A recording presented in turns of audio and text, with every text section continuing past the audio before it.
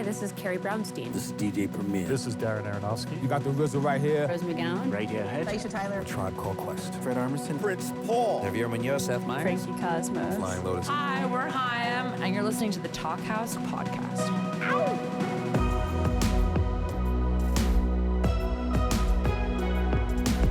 Hello and welcome to the Talk House podcast. I'm Josh Modell.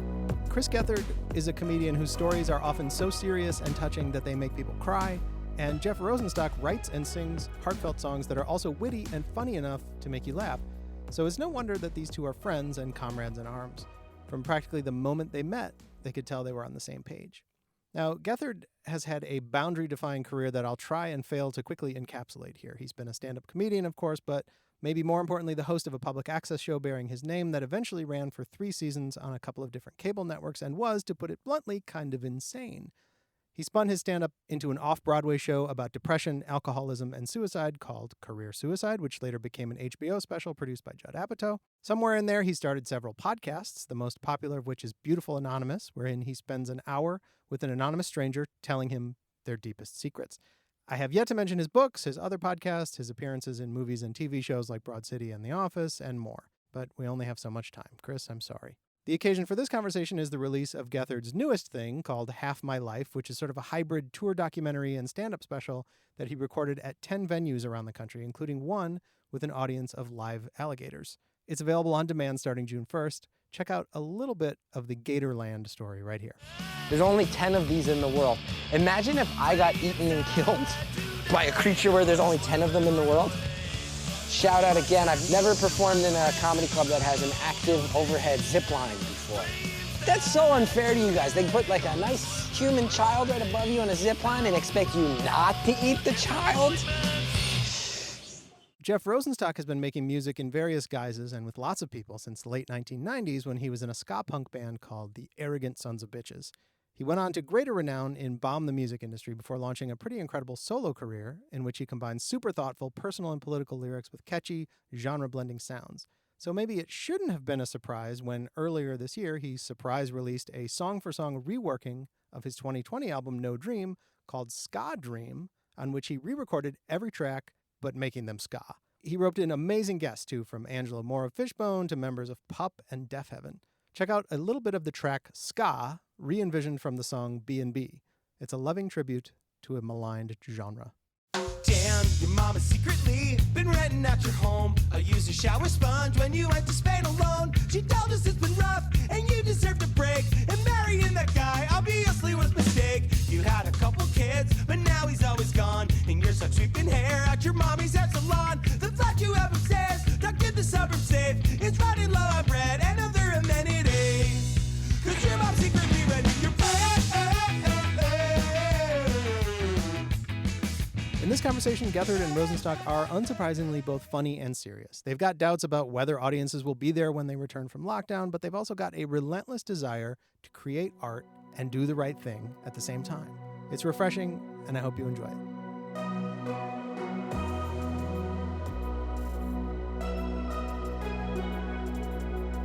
It's nice to hear your voice. It's also interesting to hear your podcast voice. Is there a persona coming through?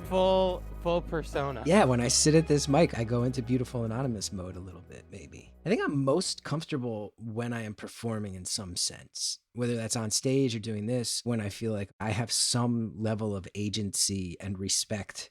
And like doing stand-up, it's like I have a microphone and lights on me and people are listening. That feels good. Whereas yesterday, I was in a car with 2 other people and I was in the back seat in my head, like my inability to participate in a conversation with 3 people is making me sad. I don't know when to jump in and I just sit there worried. Is doing live comedy different in the sense that like when you tell a joke, everybody has to laugh basically at this point, like at the level that you're at? It's funny because I would say even though, you know, I had the HBO special, but even with that, I would say like I'm a very solid mid-tier comedian, like mid to upper mid-tier comedian. I'm still playing like smaller venues. Some of that's voluntary. Some of that's because I'm not going to sell a ton of tickets in every town. I went on a tear where I was like, I want to go to comedy clubs to see if I can do it. Yeah. And performing on the third floor of a mall in Syracuse in a club that's next to a Dave & Buster's and across from a Margaritaville, it's not like the people who know me are in the rhythm of going to that club, so they don't always show up. It's really challenging, but fun in a masochistic way as a comedian, because your job at that point is to be more interesting than mozzarella sticks. And you're like, oh, there's like guys in Affliction t-shirts and 80-year-olds, and I'm very happy to try to entertain anybody. And I think part of the challenge of a comedian is writing material that anyone can respond to. Yeah. But it's certainly an easier room when I go, okay, these are all gentle, beautiful, anonymous fans, or I see like pink hair and piercings and I go, cool, some of the Gethard Show fans are still showing up. It's certainly a better night for me at that point. Sure. It's less work. You know they're all in. And then you could let go. I feel like it's good on both ends because, I don't know, we've ended up playing shows. Very specifically, I'm thinking of this festival that we played in Iowa. Our stage was free to go to, so it was just like people in town going to it. And yeah, it's a different thing where you're just like, okay, I just got to try to be good in a way that isn't like very specific to like this niche of fucking weirdos that I feel like I'm part of. I have to be like, anyone could look at it and it's okay and good. I have been to shows where you see the opening band have an uphill battle. Is that the closest to bombing that musicians feel? Where you just feel like like the room was, you never caught them and you feel so lonely afterwards? Bomb was on like a short tour. We were the first of 4 bands and we did bad every night. There were like 20 kids who I think maybe saw it was like, oh, okay, you could do this. And then like hundreds of people who were just like, this is noise and garbage. That feels pretty bad to just go on and be like, okay, I know that the next show is also probably going to be the same reaction, and let's go harder in like the weird direction and do things like play our set in order from slowest song to fastest song. That you're just like, no one fucking cares what I'm doing, so I might as well have fun. I know you well enough to know that your answer might be different than others, but do musicians have a culture where there's a little bit of sick joy in those bombs? Because comedians, there's joy in it. There's like sitting around telling the stories of your worst bomb is a good time. It's great because we lead a very specific life. Yeah. And those are very like weird failures where the only way you really get through it is if you could find joy in those moments, is if you could be like, whoa, take yourself down a peg. Yeah. If you don't have that, you burn out fast. You get bitter, and then all that jealousy of being in the entertainment business, as we both are, Chris. Yes. But like that shit where you're just like, oh my God, it's going so bad for me and it goes so easily, so well for this other person or whatever. Like all those things are toxic. It don't make you feel good about doing what you do. So I feel like looking at that and being like, ha, this is funny. We're playing in like the middle of nowhere and nobody wants us here. And it's so freezing cold in here and we're still playing anyway, that kind of thing. It's hard not to fall in that trap of kind of panicking and comparing yourself to others and being like, I started at the same time as this person and they're not dealing with any of this. And it's peaks and valleys. Even in those moments, I'm a pretty smart person, but I'm also very emotionally afraid person. So I'm able to objectively step back and go, okay, I can see the things I've accomplished in my life. And I understand that on an intellectual level, I can recognize that I am a successful person to some degree. I am a successful person to some degree. I feel you. But there's always self-doubt. Like after the TV show had some buzz and was cooking, I still had a night where I was hosting a show. And I'm not kidding when I say I was booed off stage 4 times in the same night.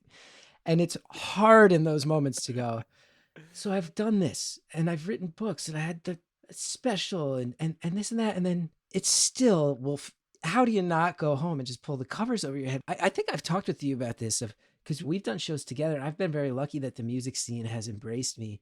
But opening for bands as a comedian is the hardest type of gig because music is loud and it commands your attention and everyone there is used to talking when there's not music. I was hosting a show at the Music Hall of Williamsburg, which is a lot of people, and it was organized as like a Jersey night with one of the guys from Gaslight Anthem and the Bouncing Souls co-headlining.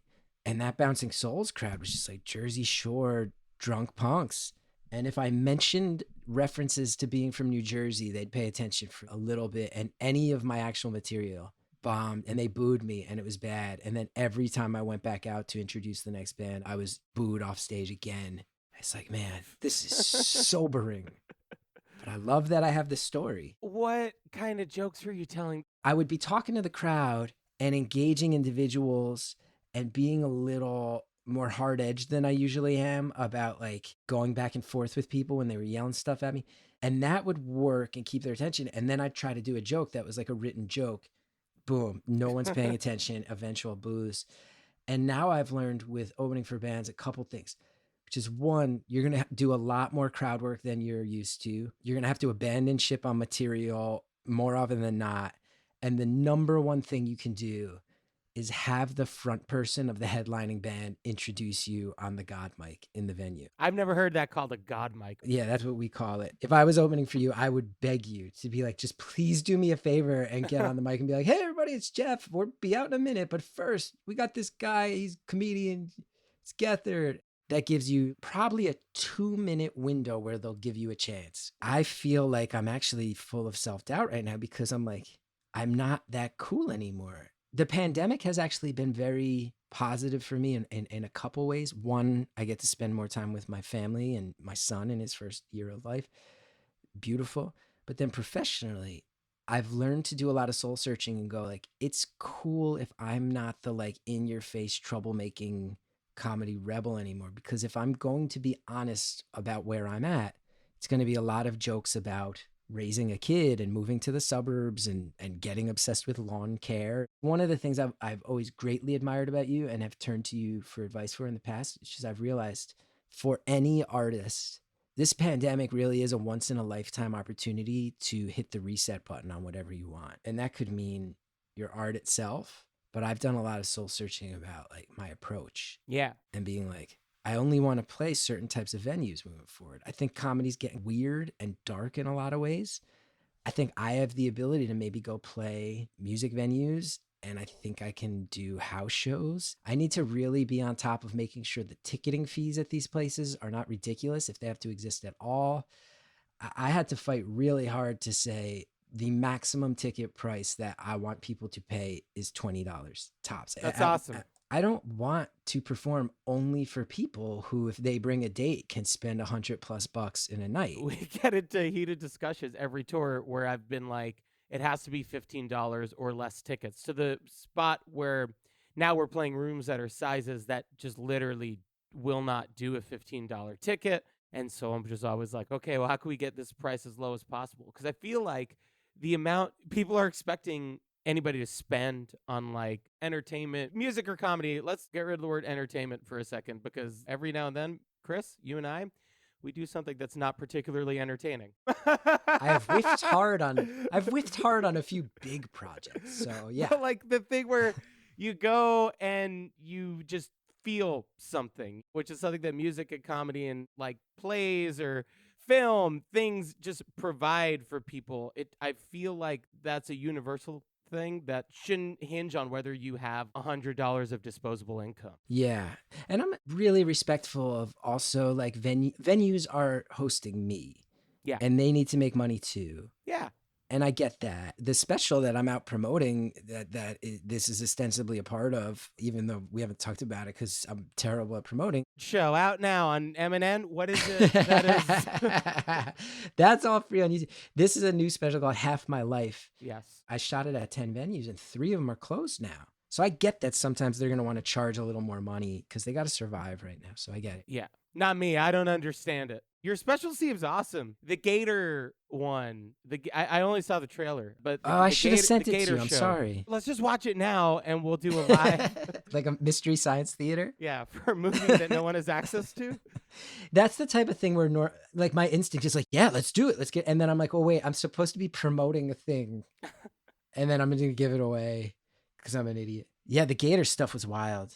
I was psyched that happened. How do you set that up? And then was there an audience there aside from the Gators? There were other people there, vultures that descended upon the scene as the animal handlers through the Gators meet. That is true. It's in the special. So yeah, probably my best joke by the time I filmed this special was about this very sort of like fringy amusement park called Gatorland in Orlando. The whole joke was comparing Gatorland to Disney World and how they operate. And people really came to like it, especially on the road.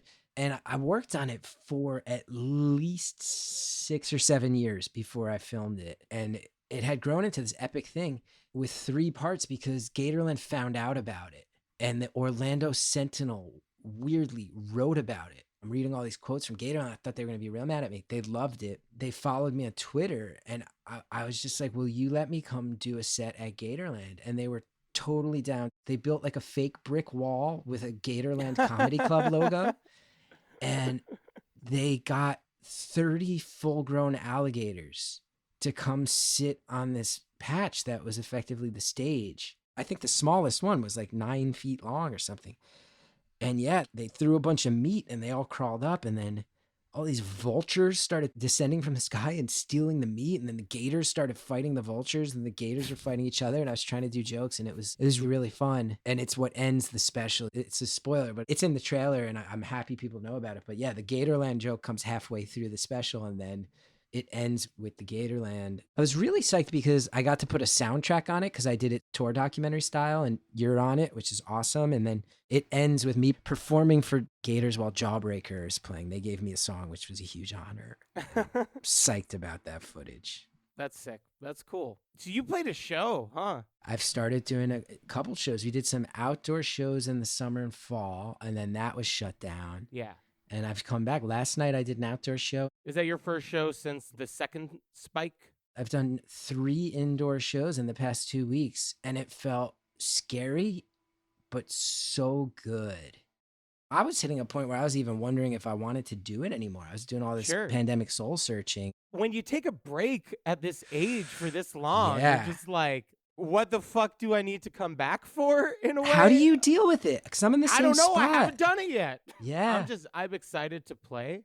That's all I'm thinking of. Are they scheduling shows? Like, are you getting set up for the fall? We're getting set up for November, December. We wanted to not be the first band that was touring throughout all this. I'm psyched that we get to play again. That's going to be really, really fun. But I'm also like, hey, what's my body going to be like? We're going to see. I was actually surprised how good it felt because, like I mentioned before, I'm just really wary of comedy and comedians right now. But coming back, I was like, there's people, and the people laugh. And if they were having a bad day, now they're laughing. That makes me feel good. There's a certain amount of energy that just courses through one's veins as a performer. Feeling that a lack of that energy has just been weird. It's a hard thing to put into words. It doesn't surprise me that you're like, oh, it felt good. Of course it fucking felt good. It's this part that's like intrinsically connected to your well-being, and also just it's the thing you do. And then you skip this amount of time and you're like, if I come back, is it just like, who even cares that you're back, you know? And not that I fear that, but it's just, I don't know. We get conditioned to think that like at a certain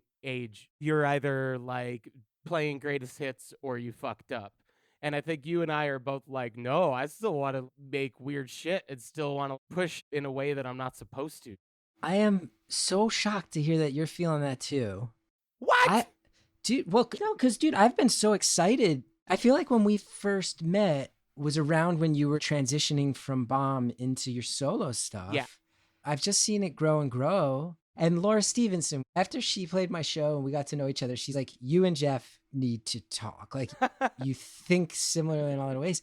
And I feel like I've just seen it grow, and I've been so proud of you. And I've done a couple of things that straight up nobody liked or cared about. And it happens. It's part of this game, but it was scary. And to hear you're feeling like almost identical feelings is eye-opening. I wonder if there's any musician who didn't feel that way, you know? Or just performer. It's just a weird, it's stuff that dawned on me throughout this. That's just, we're familiar with a certain kind of chemical dopamine reaction happening within us every day. I don't know if you get like this when you come back from tour, there's like a couple of days where it just feels like an emotional crash. And then this whole thing has been this weird, take some time for yourself thing, but also like within the confines of this strange emotional haze. I'm sorry to fucking be talking about the pandemic. Outside of any people who are out there tired of hearing it, it's actually reassuring in a way. I hate that you're feeling that too, but it's reassuring because I feel like ultimately what you're saying is like during this past year and a half, like when you remove all the dopamine hits and like the eye contact with the people who you make things that mean to them, I haven't been able to avoid the fundamental question of, but who are you really? I haven't been able to dodge that anymore. That's a scary question. I think the scary thing is like, did you find the answer? Well, I don't really know. I know Right. I've been doing another thing. Yeah. I don't know what that means. And I'm also like I have a son and a mortgage now, and those are beautiful things, but it's also like, oh no, Son and a mortgage, both beautiful things. beautiful thing. The home is a beautiful thing. The mortgage is not. The mortgage is scary. But it's I have this house, I have this life, and my beautiful wife, my beautiful son. And also, if this comedy thing dries up, I don't know what else to do at this point. It's been 21 years, and I don't really know who I am beyond it. And my last book didn't sell well at all. And like I keep saying, that's fine.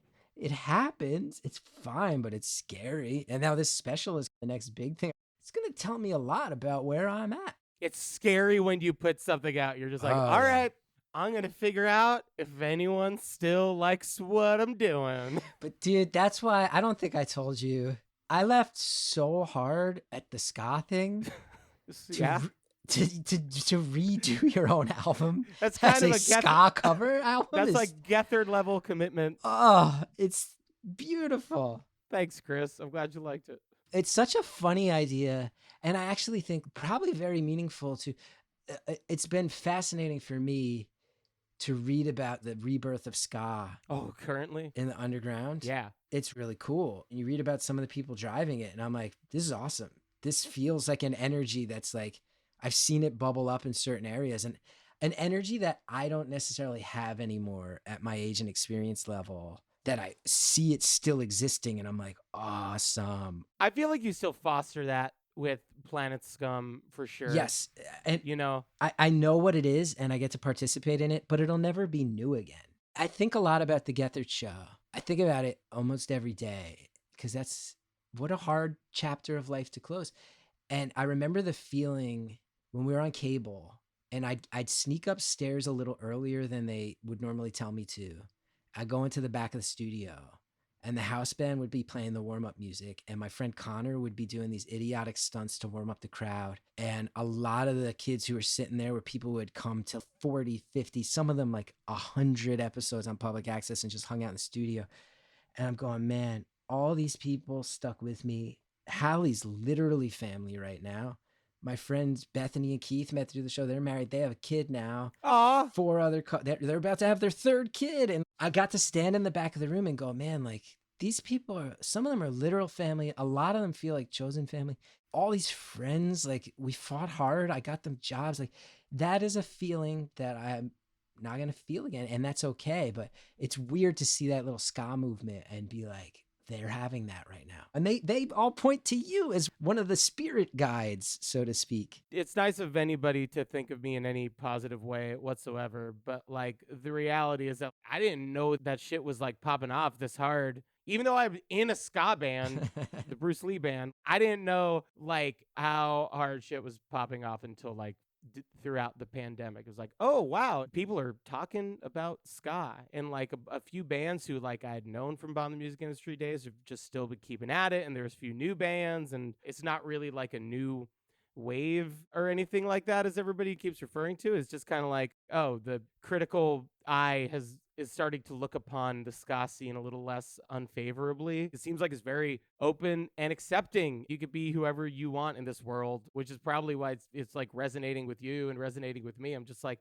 fuck yeah, the kids, like people do at the ska scene now, or they've got a good mentality, and it's cool. It's good to see like a palpable energy coming from somewhere. Yes. With a little bit of a fuck you to it. And it's heartfelt. That's why they love you. You've always included, like, you've had ska songs on records that weren't full ska records, and songs that have ska breakdowns in the middle. All of us who grew up on Less Than Jake and Skank and Pickle, it became extremely easy to make jokes about ska pun names and to roll our eyes at it. You never did that one time. And you're like someone who means a lot to people and who's put out albums recently that really hit people in the guts. And I bet the reason the ska kids love you is you're like one of the people from our generation who very publicly was like, I'm not going to apologize for liking this music that has made me so happy over the years. Isn't that a low bar to set for a genre? Like, you don't even have to make Yeah, music. You just have to like not publicly be ashamed of it. And then, no, I think it's sweet. It feels like an honor. I love it. I don't know. I love it. It's funny. I find it so weird that in the last handful of years, comedy has become the cultural canary in a coal mine. Like Cosby, that was all set off by Hannibal Buress. Look at how many famous comedians got caught up in the Me Too scandals. And I think what's happening in the comedy scene as a reaction to that is some of it naturally in the face of all this stuff, and some of it engineered by a lot of think pieces that sort of made up premises about the comedy scene being really divided and angry at each other and polarized. And I don't think that was real at first. I think these publications reached out to comedians and would say, what do you feel about the people on the other side of the line? And then those quotes show up and it becomes very real. And it's living on the edges right now where there's a lot of people going, fuck cancel culture, fuck PC people, fuck snowflakes.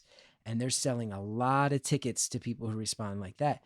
On the other end, I think a lot of the people who are really prioritizing fighting against that are finding that comedy is not necessarily the avenue that gets there most quickly. And there's a lot of comedians who are extraordinarily progressive, who share values that I share, but where I go, so there's also maybe some people in that scene who have found that they can sell a lot of tickets by doing that in an artificial way, which only waters down the people who are doing it genuinely, who have a stake in it and who are sacrificing for it.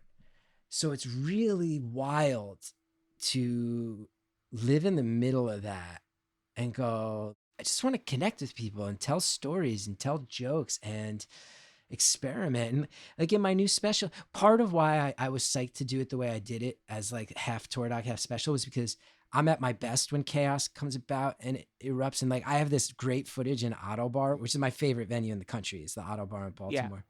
And this girl got on stage. Her dad was a wrestling coach and she beat the shit out of me demonstrating moves and like really hurt me. And I was able to capture that. Chris. But I'm like, that I just want to be the guy. I want to be able to tell some heartfelt stories and hit people that way. I want some chaos to erupt at my shows. Heartfelt stories that get the shit beaten out of me. It's Is there anything wrong with that? That's probably the way to describe my entire career that people know me for, but it feels so much like you need to take a side right now. And I'm finding that this sort of libertarianish, tougher people, it's really wild because there are parts of what they say that I do agree with. I do believe in free speech heavily.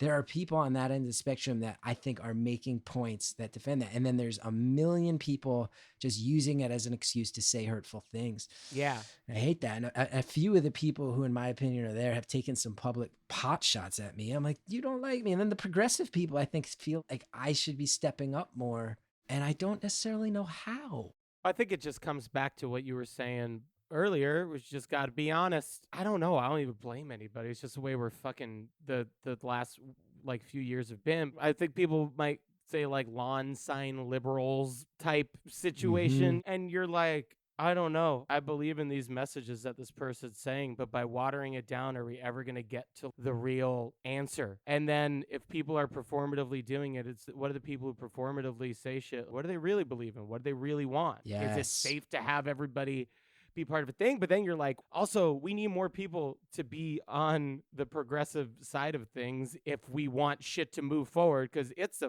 an uphill battle. Yep. We seem to forget that there is middle ground sometimes between some people, and it's scary to value that sometimes because it feels like a slippery slope of, okay, and now you believe this fucked up that you're like, no, I'm just saying. The problem is it's the fucked up people saying the thing. I know. I don't want to get in their corner. Because all the fucked up people have been empowered because we don't have people who get to those positions who are like good people. Yeah. You know? One of the things that's making me so sad in comedy is there are people making jokes and making art where I look at it, I go, whoa, you're sticking your neck out. That's interesting. It's smart. It's funny. It's making me think. And then very quickly, in my opinion, what will happen is there are a lot of other people who go, oh, that person took that risk. It worked out okay for them. Now I can be, like you say, the performative version of that, and I can make money. Yeah. And it's sad. I guess that's just art. So there you have it, everybody. The history of art from me and Chris. Yes. Someone does something genuine, someone rips it off, and everyone's sad. And a bunch of people who are nerds, me and Chris, complained that like the old thing was better. And I also got to say too, I'm not putting myself on a pedestal. I've made cool shit I'm proud of. I've made awful stuff too. I'm not saying I'm the ultimate example of the pure way to do this. Far from it. One thing I've been thinking about is like the old Gethard show felt pretty progressive in its time. Certainly, yeah. It felt like this step forward. And then I go, if we made it in 2021 with the same content that we were making in 2012, it wouldn't feel progressive at all. It would be regarded as an insane show, and hopefully people would still like it, but I got to get out of the way. Yeah. And I'm totally okay with that. Get out of the way. Let the other people have the spotlight as far as being the ones trying to change things. Like I was trying to change things back then. Sure. But also, like, I don't think you're trying to change things because you want that spotlight. I think you're trying to change things just because it's in your nature to want to do something new and something creative. I don't feel like I've been making any music or art with the frame of mind that like I have a window in which I can do this. I'm just surfing a wave over here. It feels like you're doing the same thing. And you know what, too? I had a stretch where I really was able to, because I was able to hire a writer's room. And I don't pat myself on the back very hard. In fact, I'm full of self-doubt. But before it was a thing people were talking about, I was filling my writer's room and my hires with different type of people. Not to score any points, but because I go, this just allows the show to have a wider scope of ideas. Yeah. And when ideas come up that I can't do, we're going to probably have somebody on staff who can take that ball and run with it under the umbrella of this show. And now it's a platform. That's cool. That felt good. Planet Scum, I'm like, I want to make it something that's a platform for all kinds of people. So that's what I can do. And then I'll go make jokes about being a dad and how I don't like Dr. Seuss books and how my lawn has too much crabgrass and it makes it, because that's what I got right now. But if I can use my points of experience, or anytime I'm in a position where I am able to pass the ball, that's what I can do right now. Because I only can make jokes from my experience. And right now my experience is like really beautifully lame. At the end of the day, it's like outside of any like sort of like socio-political goals in like helping other people, it's also just really not fun and gratifying to see good people catch momentum. And if you can encourage people or help that momentum grow, that's awesome. Yeah, I never could quite understand the concept of a band getting super popular and then being like, all right, fuck everyone in our scene, fuck all of our friends. Yeah. We're going to start stepping it up and do this. I don't understand why you wouldn't want to bring everybody else up with you. I feel like maybe that's why we are just like kindred spirits in a way, that like we are always like, nah, man, we got to bring the family too. Yeah, but then now I'm going to get really vulnerable. And if it wasn't you, we wouldn't go down this rabbit hole. But I should let you know this is being recorded. I feel comfortable getting there because we've gotten there very naturally. But there's also something I've been dealing with, which is like sad, which is I think of it the same way, bring the family with you. And there's some people who have really felt like family. And then you realize, oh, we're not working together anymore. Now I never hear from you. Or even things are now weird between us. Like the Gethard show, there's a few relationships there where I just get so sad at how they went post-show. And I got to realize, first of all, this show was weird and it emotionally affected everybody involved in it. And it was once in a lifetime and it's my name on it and I represent it to them. And I had a lot of pressure on me. So maybe I said or did something that made people wary. Possible in that situation to make bad decisions. It is. That's something that we don't forgive ourselves Yeah. for, but like you could make a bad call. I was never lacing into people like these stories you hear about Ellen, but I'm like, there were times where I felt like I was being squashed with pressure and maybe I wasn't at my best or whatever. But then it's also like that sad thing of being an artist. When a project ends, you do move on. Yeah. And I have to not get my feelings hurt by that. All you can hope for is that you bump into that person at some point in the future and you're cool. Yeah. You lose touch with people because circumstances just change, and it's not even necessarily because anybody did anything wrong. It's just like Life goes on. Yeah. And then it hits a point where I'm like, oh, like you're not answering my texts anymore. And then I sit there I go, I guess I burned you in some way I didn't realize. And that's on me. There's people out there having the same conversation about me. And it loops back around to what we were saying before about you go out, you travel, it's a piece of you. You come back from a tour, you have these like strange feelings. There's this weird dopamine. At the end of the day, we are modern carnies. We travel, we're transient. It's based in the moment. It's based in the momentum of where things are going and what you're finding. It's based on a show. Yeah, exactly. And I've actually become friends with a few pro wrestlers. And I think so much of it is because their lifestyle is in many ways analogous Yeah. to being a comedian. Same reason I feel like I've developed very genuine friendships with like you and Mikey and Laura and a number of people. You find the other wanderers and you accept that, oh, I might not see you for a year because you might be traveling in one direction and I might go in the other. Sure. Then when you're home, you want to deal with your real life people and stuff. And I might not see you for a year, 18 months, but someday we'll cross paths again. Have you had in these pandemic self-questioning, and in my case, won't speak for you, midlife crisis moments of wondering what it's going to be? Yeah, and who watch I'm yourself. gonna I'm at the end of my life. be? I've started to have the fantasies of maybe I want to just do my podcast, which in a lovely way supports me. Yeah. And then maybe I should just see if some comic book store around here needs somebody to work the front register a couple days a week. Like I've started to have the, should I go find a part-time gig fantasies? I've definitely thought at multiple points in my life, what if I just drop off the face of the earth and move somewhere in the Pacific Northwest and be like, hey, do you need someone to work at your record store or your coffee shop? Hallie calls bullshit all the time on me. Yeah. Whenever I'm like, I think I might need to quit. Christine, too. Hallie's like, you would die. You'd go insane. Yeah. I was just thinking about this yesterday of like, I'm entering chapter 3 of my life. Wow. Like the first chapter was birth through figuring out I wanted to go for it as an artist. That was around like 20, 21 years old. And then the next chapter was from 21 till the end of the Gethard show. And if you think about that, like career suicide and Beautiful Anonymous and all these things that happened within that window. And then I go, oh, and then the Gethard show ended. And I had a kid and I'm starting to grow up and it's a new chapter and I'm aware of it from the start this time. Your life is way different. So different. If I started a thing called the Chris Gethard Show now compared to 2009, it would be unrecognizable compared to what that show was. That's cool. Like I was a mentally unstable person. Think about, dude, how many bits did I do throughout the course of that show that were people actually physically harming me? Dozens. You go back, you look at the public access days. Yeah. I was being electrocuted, kickboxers coming in and physically beating me, dominatrixes, like torturing me live on camera. And I'm proud of that. But now the show would be like a quiet, contemplative thing. It's so different. But what's so cool about that is that you still have Beautiful Anonymous. Yes, Beautiful yes. Anonymous is so good. I don't know how Thanks. much I've told you that, but like it's something that the world needed that you made. Thank think, you. And nobody else was doing it. They're starting to. There's all these like confessional secret podcasts coming out now. Fuck all these losers. Do you get 10%? What's that about? What's that about? I just read an article about like this is becoming the new genre that's getting really hot is like participatory secret telling. But the article, I was glad because usually what happens with my stuff is there will be an article about this new wave of something and it doesn't mention a thing I did years prior. And this one said something very kind about like probably the thing that broke the seal on this was this podcast that started in 2016. It gave me some credit. It's interesting because that's like kind of a secret evolution of you. It was the turning point and I didn't know it then.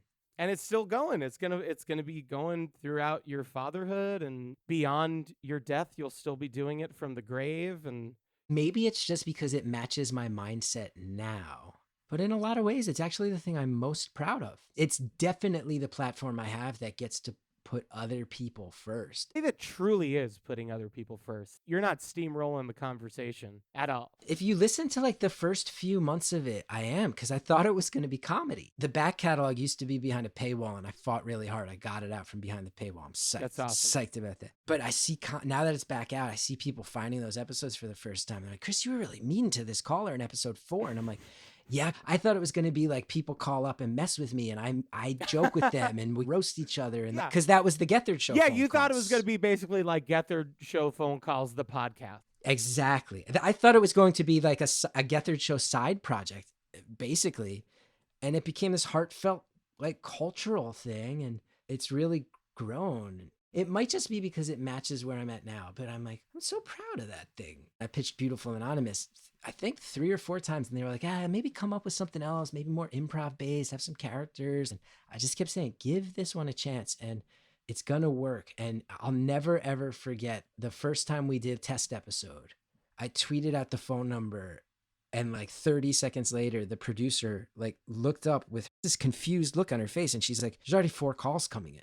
And I was like, yeah, people want to get their shit out in the world. Like, when think about it like this, everyone who listens to the millions of celebrity interview podcasts sits there and goes, what would I say if I was interviewed? The way that we process celebrity culture, or just like the things we read about, are always like actors or athletes or people who are just in one field of work, when every field of work is interesting in its own way, and nobody ever talks to anybody else whose work is not being a public figure. That's what drew me to your podcast, just acknowledging that everyone's story is interesting, and that makes your story interesting as well. And you don't have to feel like you have to strive for this impossible goal of being like an A-list movie star or anything. Just live your truth and fucking be happy.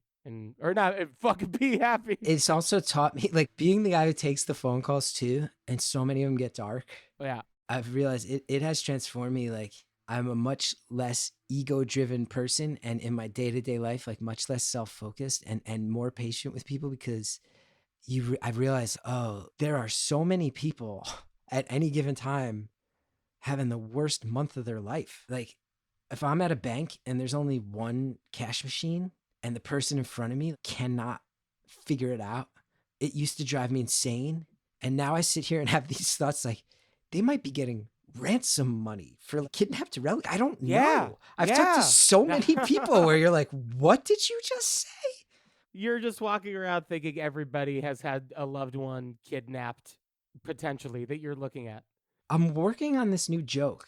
I'm actually thinking really hard about, like, at my show, mathematically, someone here is having the shittiest day. Like, if someone's having the worst day, it's just a fact. And my goal is to cheer them up. And anybody else who feels good about this show, I'm psyched. But I want that person with the shittiest day to get the most out of it. And when I thought of that joke, I started sitting around, and it got my gears turning, almost like more life philosophy, where I go, if all of us treated everyone we had an interaction with under the sad assumption that they were going through something extraordinarily hard, and we set the bar at treat them as you would if you knew that was a fact, that's a way that I can make the world a better place, because I can do it one by one. Even if you're not having a bad day and I give you that much benefit of the doubt that you are, that's going to be me at my best and most compassionate and gentle and kind. So do that. I think about that all the time. You could treat people kindly, and that's really all you can do. I don't know if it's all you can do, but it is very much something that you can do. Our self-protective instincts train us from an early age to not do that. You think that the next generation is going to be different, though, because they all got parents like you? I actually think it starts with the millennials and Gen Z. I look back and realize my TV show, which gained a real reputation for kind of honesty and compassion, which was kind of like the early gears of this thing that I'm trying to crystallize and verbalize more succinctly now. A lot of the people watching, dude, you get this too. I had people coming up to me. I was watching your show in middle school, and now I'm a comedian. Yeah. I'm like, whoa, hold the phone. You were in 6th grade watching my show. That's why I realized the reason that cult latched onto that show is because our generation, and look, I'm sure growing up in Long Island, it was the same way. Growing up in North Jersey in the 80s and 90s, like, you learn to be cynical and watch your back. Like we just did. We grew up in an era where we were constantly told that Satanists were going to kidnap us and never trust anyone in a van. And Yeah. we're told, and then like I was just in that documentary, but you look at a place like Action Park and it's, oh, how people went there and died and there were no repercussions. And you're like, yeah, that's fucked up. That's how we grew up, thinking like no one cared and we were going to get kidnapped if we walked around outside. We needed to be self-protective. If I wanted to stop being a mess and being depressed, I realized I needed to embrace empathy and look outward and not just beat myself up inward. Can the base level starting point be protect your people, protect your community? Don't just protect yourself. Yeah. I think they're the ones that are going to take that ball and start to really foster it. And then hopefully by the time my kid is of an age where he has agency and the ability to find who he is, it'll just be standard. I don't know, almost like with my stuff, just like feeling that pain makes me sad that anybody is feeling that kind of pain. Yes. And just like, I don't know. You ever think about that shit? It's career suicide's the one that fits what you're saying for me because, Sure. I mean, I was talking about the hardest aspect of my life and it lasted for years and people keep finding it. And it's intense. Yeah. And I'm making eye contact with people who start crying and I'm like, oh God, I started as a comedian and there's jokes in here, but what is this? And yeah, when you're trying to bring people joy and with that comes like the resonance of a deeper sadness. The thing that I think all good comedy, movies, music, anything does is it hits all those things at once. yeah, You know? I think it presents itself as what it is and then it pulls you slightly in another direction too. Those are my favorite things. But then I feel bad about making people sad. I do too. I really do too. It's like such a point of pride to like be like, oh, I made at least one thing that helped some people who needed help. I made one thing that made lonely people feel less lonely. And it's a loneliness I know intimately. Amazing. And then also, I hate that they live in that sadness. But like, I also on some nights might get hit hard by that because I am still fucked up and depressed sometimes. Yeah. If somebody comes up to me and they're like, oh, I watched this thing you did in 2012 and you said this thing, and then they'll quote me and I'll be like, I said that? and like, oh my God, I feel bad for that guy who said that. And it was me. Look, I got it tattooed on my arm.